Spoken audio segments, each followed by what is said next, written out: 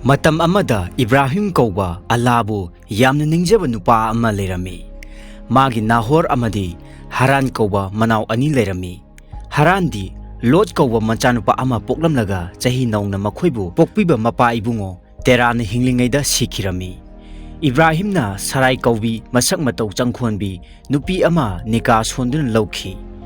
Machanupa Nahor na Milcah kaubi nupi amaga nika sonkhi. Laibak thibadi Ibrahim amadi Sarai di macha poklamde. Ibrahim di taibang panbu simbiba mapu Alabu asukki matik thajarami. Alagi nasihat amata mana indaba toramde. Ala nataba atopa lai amatabu mahangna thajakhide. Murti irat puja tawbigi mayokta leirami. Maram adumakna mahakpu matam pumbada alana thaujanbikhi. Alagi yathang matung inna Ibrahim na imung manungga loinana lam amadagi lam amada toina hongduna khundarami. Mafam khudingda Alagi namazki mafam semgatuna miyamda afaba pautak yelami. Kenangi khul mayam mathang hongduna mamai thangda lamdam tamlaba misar leibak yokhi. Matamduda khul ayambada khundariba miyoisingna phattaba sajata hainarami. Khudabu ninglamdi maduna makhoi masel angam hatnarami amasung huran jinthi toina thoklami. Misargi mising adusu Ibrahimgi nupi Saraigi phajaba ubada kalak mi hoba pokhi. Saraigi phajabagi pauksi ningthau phirangi nakong yauki. Thindadana Saraibu magi konungda pukhi. Asigumba phattaba lichat amadi Saitangi masak oiraba thabaksing pangthoklubadagi Phirangi imung manung pumba khanghogdana awa ana tarakhi. Masimak Alana pirakpa wayen chairakni khanglaktuna Phirauna Saraibu Ibrahimgi manakte thilakhi.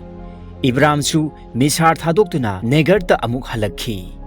Imung manung chawrakpa amadi manai masal yamlakpadagi Ibrahimna manawnupa Harana poklamba Lotpu matik chana lanthum amadi manai masel piduna tongana khaidokhi. Lotsu khudabu thajaba nupani. Matamduda Sodomda khundariba misingdudi asukki matik phalamde. Makhoida imangi wakhal leramde. Akoibagi lamsing punsinaduna tattana lan soknaduna pangan tanaduna leirami. Matam khara leiraga Sodomda akanba lanjaw ama thokle. Sodom amadi Gomorragi ningthauksing laibak thadoktuna chenkhre.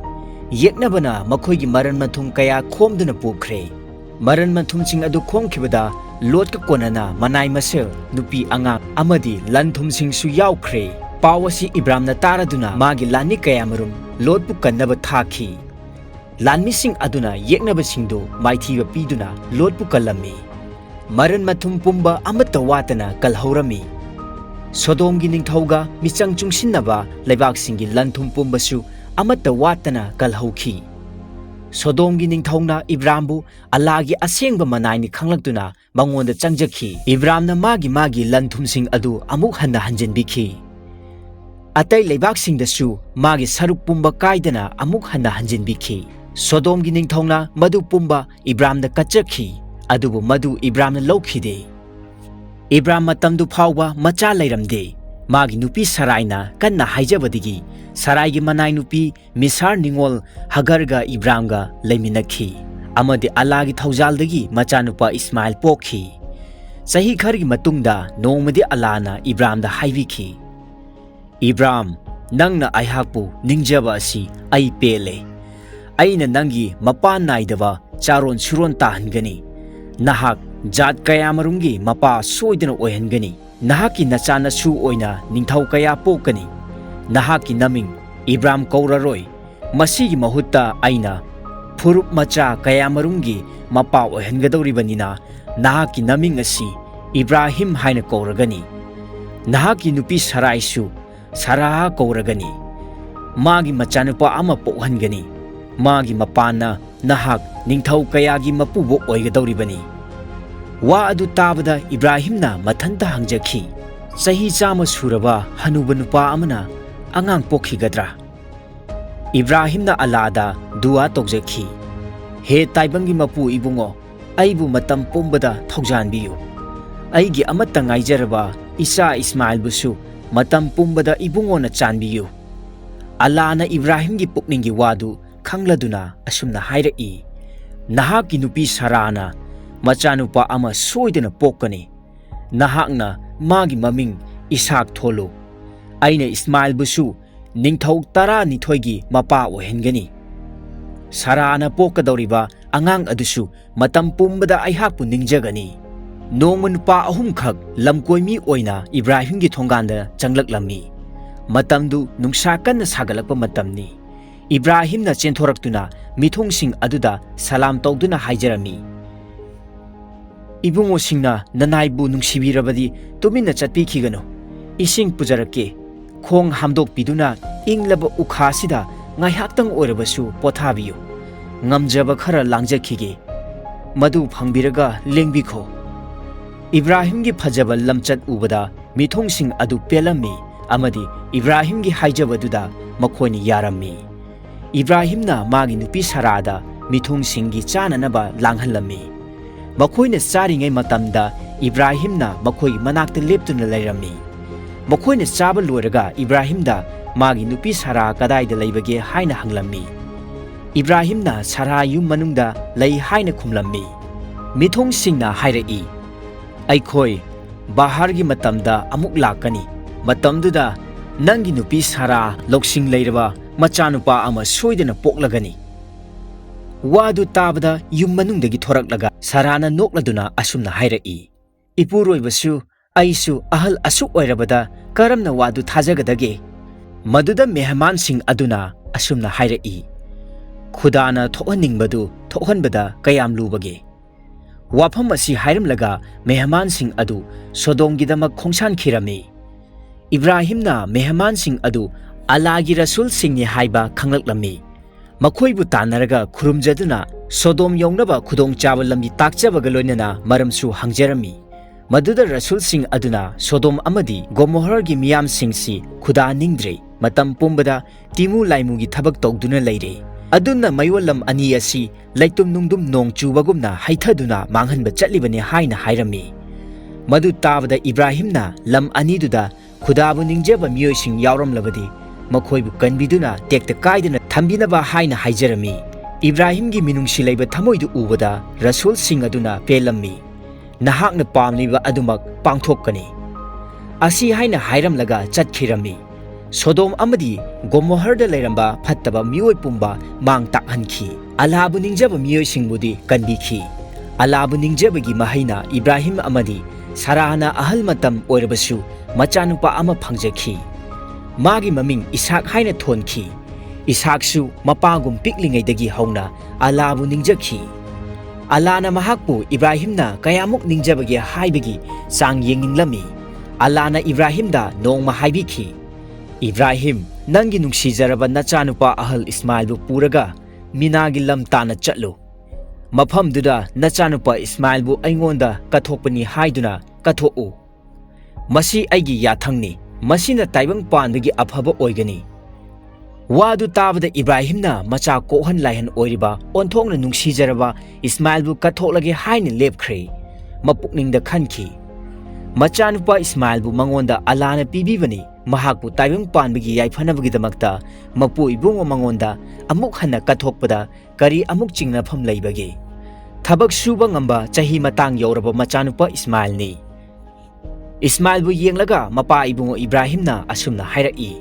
Pari ibungo ichabu ngasi ahingi mangda ipana taibung mapu mahaki yathang matung inna mahaki mafamda kathoklammido. Masibu pari nangi wakhalda kari haina leibage. Mapa ibungo gi wafamdu tabada Ismailna karisu singnaba leitana khumlakhi. Ipa ibungo mapuna yathang tawbikhibagi matung inna pangthoknaba sem sabiyu. Alana chanbirabadi nacha aihak imanda ninghanadaba akhang kanba oiba phangjage.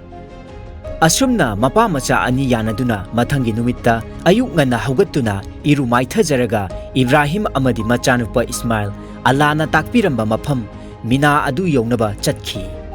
Mapa machana pukning makal lamna chatpadu ubada saitana taibang migi saktam logduna Ismailgi matung ilakhi. Lambi wari sajinaduna mahakna Ismailda haikhi. Karino Ismail nahakna tawribase? Nahakpu karimata khangdrabra? Nahakpu napa ibungo sina puribase? Daga tawribani. Lam koiba chatpa natte. Nahakpu hatlaga kathokpa tawba chatlibanine. Maduda Ismailna ingna tapna sapham kaidana khumlakhi madugidamaktadi karisu chingnabirugunu ipa ibungona pambibadu macha aihakisu apambani ningba kaireba saitana tongan ba miyoi saduna lambigi tongan ba mafam anidasu amuk Ismail bu mapana haiba indanaba themki adubu wasak hongdaba Ismail gi mafamda timu laimugi ningjaba mahai yankhide mina yaurabada Ibrahimna machanupagi kathokpagi thorang tawrami machanupana hairai ipa ibungo nachagi kathokpagi matamda nachagi chaina khol amata phongjaroi nachagi imit imai phina khumjinbiyu ikhong ikhuchu thaurina punchinbiyu masi hairamlaga Ismail harauna kathokpagi damak longne hipthakhirami Ibrahimna nungsiraba macha kohan laihangi mamit mamai phina khumjinbirami makhong makhut pumnamak thaurina punchinbirami nakandagi thauraba thang adu puthoraklaga machinda alagi laisun soloduna machagi ngaksamda thangna lenba hauраklami adubu angakpani mahaki langlaba thangi maya aduna machanupagi ngaksamgi gi unsa aduda khajik phawwa changlamde oiriba matau aduda mahangna ingaknakladuna leiringai tanja aduda atiyadagi alagi mapau tarakhi he Ibrahim ngaikho nachagi mangakta thang tharanu nahakna namangda ukhiba adumak tasengna pangthokle aduna aina nachagi ngakta thang changhandabani achauba kathokpani taunaba aihakna dumba ama pigani nangi tangna phangjaraba machanupa phawba taibang panbigi yaifhanabgi damakta aingonda chingnaba leitana kathoke khanba nangi thauna adu ubada aihak pele aina wasak libasini aina matam pumbada nangbu ngakpi senbigani nangi charon suronsu nomadongi thawan michakumna amadi iren pung khongbangi lengoigumna masing yamhangani makhoina malem sigi mafam kayada leiriba lining leitaba singdu manghanduna yeknaba tingkhang leitana pangani nangna aihaki afaba pauta kaya kaidana chatpagi mahaina malem sida leiriba mipum khudimak aina chanbiragani wa adu tabada Ibrahimna alabu hanna dua tawjakhi mana aduda leiduna yenglakpada atiyadagi thadarakpa dumba ama leirami Ibrahimna machagi mahutta dumba adu oina kathokpa tawkhi dumbagi sadong malem pumbada yenthokhi afaba thoramgi afaba mahi taibang mapu alana lemnamak pibikhi Ibrahimna alabu ningjabagi mahina magi sagai natai charon suronda natana malemda leiriba miyoi khudimak alana thaujanbiduna ingna mara tapna pankhi Ibrahimbu alagi marup Ibrahim Khalilullah haina khangakhi Ismail bu alagi damak lepkhaba Ismail Jabihullah haina kaunakhi